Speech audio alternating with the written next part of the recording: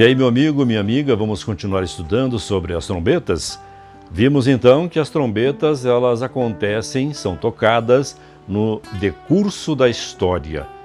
E tudo indica que esses acontecimentos estão relacionados com os períodos das 7 igrejas e dos 7 selos também. Mas é muito difícil para definir o cumprimento histórico preciso das profecias, principalmente as 7 trombetas. Nós vimos que foi até um pouco mais fácil compreendermos o tempo de duração de cada igreja e de cada selo. Mas agora nas trombetas a gente vai ter um pouco mais de dificuldade porque são informações que têm a ver com guerras, com envolvimento global, com muita coisa. Mas vamos tentar, dentro do possível e de acordo com as pesquisas mais recentes de teólogos sérios que escreveram sobre o assunto, vamos tentar entender o significado então das 7 trombetas. Toda interpretação sugerida necessita ser discutida em termos de validade, da análise do texto bíblico e de seu cumprimento histórico.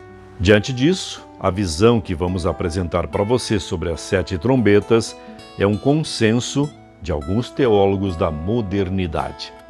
Vamos para a primeira trombeta? Apocalipse 8 e o verso 7 diz assim: O primeiro anjo tocou a trombeta e houve saraiva e fogo de mistura com sangue, e foram atirados à terra. Foi então queimada a terça parte da terra e das árvores, e também toda erva verde. A gente leu, mas não compreendeu muita coisa. Vamos tentar entender então o que esses teólogos aplicaram a esse texto para a gente poder compreender melhor o assunto. Bom, saraiva é granizo. Se você mora numa cidade onde já teve chuva de granizo, você sabe do que eu estou falando. Fogo e sangue são figuras de juízo na Bíblia.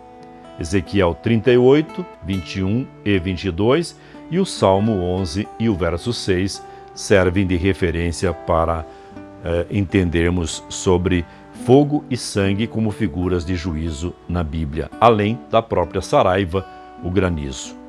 Já a terça parte é uma expressão que denota uma medida imparcial ou incompleta.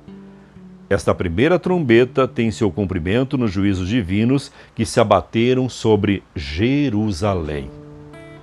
Em seu discurso profético, Jesus havia advertido os discípulos sobre guerras.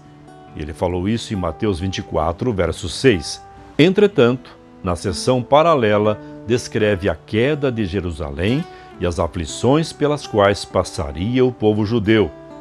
Mateus 24, 15 a 19.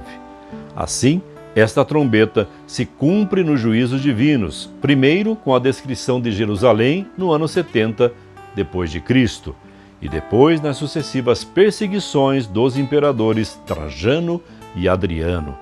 Por volta do ano 135 depois de Cristo, dezenas de cidades e centenas de povoados já haviam sido destruídos. Percebeu? Aqui nós estamos vendo agora a primeira trombeta dentro do percurso ali da primeira igreja, mas num momento específico da história. Diferente da igreja, que a gente olhou de uma forma global o tempo. Do ano 31 ao ano 100, do ano 100 ao 313, 313 a 538, 538 até 1517 e de 1517 a 1798. E então, a partir dali, temos a igreja de Laodiceia, de 1798 até a volta de Jesus. Então o que a gente tem aqui? Guerra, batalha.